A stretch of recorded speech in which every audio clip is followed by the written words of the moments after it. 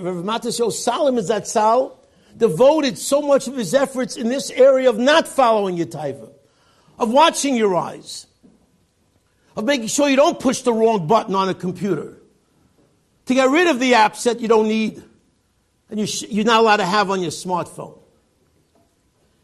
I didn't realize he devoted so much of his energies in this area in the last 20 years of his life. Saving so many neshamas of the abyss and the Gehenna, of the addictions that are out there, and we know about them to all these types of areas. And he says, at 19 years old, that's all I did.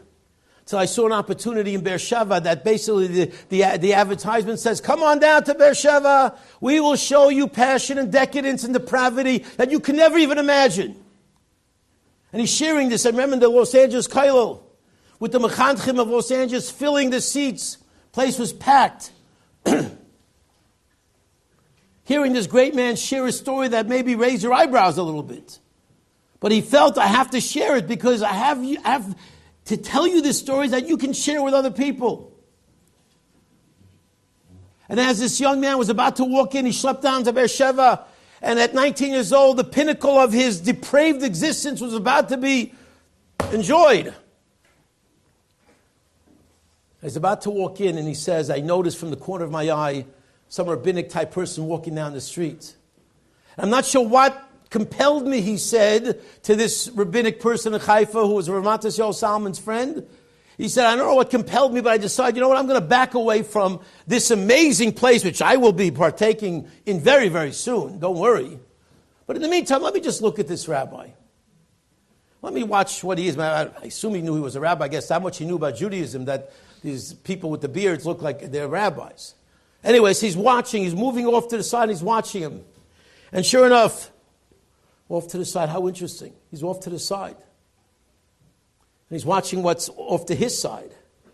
Like Moshe Rabbeinu, watch what's off to his side. And he's watching this rabbi, and his eyes are down, and his eyes are up, and he's looking around like people do when they walk. Their eyes move. And he noticed that the rabbi grabbed a look at the decadent, depraved, repulsive pictures on the wall, inviting you to come in. And as he took a quick glimpse of it, being somebody who was shomer nayim, somebody who did not want to expose himself to that kind of vulgarity, right away puts his head down and starts walking real fast. But I say that was his Moshe Rabbeinu moment. That was his Moshe Rabbeinu moment. Are we going to be putting our head down, giggling in the back? Or actually going to be focused on what this young man did? That's exactly the challenge we face every single day, including this very minute.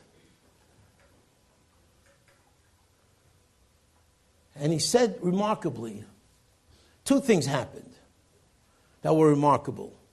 Number one, he said, wait a minute. He had this Moshe Rabbeinu moment. It wasn't a burning bush, Rabbi Isai, but it was a rabbi passing by, looking at the picture that this man is about to engage in on the highest level of what he views as joy, of pleasure, of excitement in my life. This is the pinnacle. I'm about to embark. It's going to be great, right? Amazing point number one, he says to himself, where's he running to? I'm about to walk in. This is the ultimate for me. This rabbi sees what the ultimate is. He puts his eyes down and he starts walking real fast. Where's he walking to?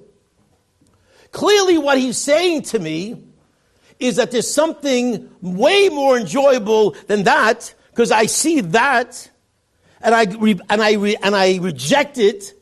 I'm repulsed by it, and I'm going to run to something that clearly is better. Where you're running to? That was amazing epiphany number one. But the next step, Rabbi Isai, is the real Moshe Rabbeinu challenge, because we can have those moments. There are times I know in our hearts, I'm sure we feel, I should daven better. I should learn better.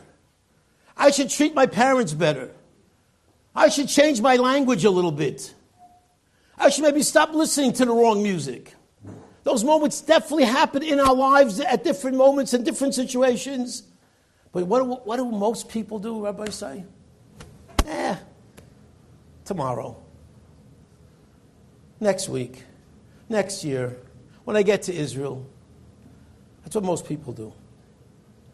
That's what Moshe Rabbeinu could have done, and had he done it, would have walked right into oblivion. But this young man, this Rosh Kollel in Haifa, who Rav Matisyahu Salomon shared with such enthusiasm some 20 years ago, this young man said, instead of doing the obvious, I got a good kasha. Where's he running to? I'll check it out one day. No. You check it out one day, you don't know if you'll ever get to that day. You just don't know. He checked it out right then and there, and he says, you know what? I'm following that rabbi. I need to run and ask him where he's going. And he ran after him. Rabbi Isai, he said, Asura, no, let me go and check this out. He had that Moshe Rabbeinu moment, and his life changed. And from being a depressed 35-year-old with who knows how many diseases already under his belt, and how many broken relationships, and smashed up Lamborghinis, instead, he said, you know what? I'm going to challenge myself. I'm going to challenge myself. And he went. And he asked the rabbi, where are you going? He said, I'm going to learn Torah. Learn Torah, like what is that? It's about learning Torah.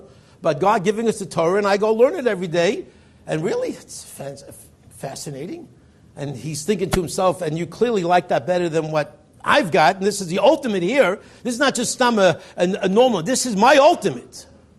So my ultimate versus this man's regular day of learning Torah, and he's so excited to run away from this. Maybe I should check this out. Maybe I owe it to myself to maybe see, can I be a different person? And he chose Torah, Rabbi Isai. Asura no ve'era. I will turn to see this miraculous event called the Jewish people keeping Torah and davening and doing mitzvos and rejecting the shallowness and hypocrisy of the world that so totally permeates the rest of society. Let me check that out. He checked it out. He became a Rosh Kollel. It's 20 years later. I'd love to, I don't know his name. I'm sure he's doing very well. He's probably getting nachas from the grandchildren already at this point. But that's a life. The rest of it, the other stuff, what would have gotten him? Had he decided, well, I don't know what's going on with that rabbi, but I got things to do. I got places to go. What would have happened, Rabbi Isai? So we have a challenge. Yes, it's every single day, but maybe uniquely now when we are, if not actually feeling, but spiritually the void is there. We've lost a light, a shining light in Klal Yisrael. If we can step up a little bit, if we can make one small change, an advancement in our lives, to make our lives somewhat more serious, somewhat more committed,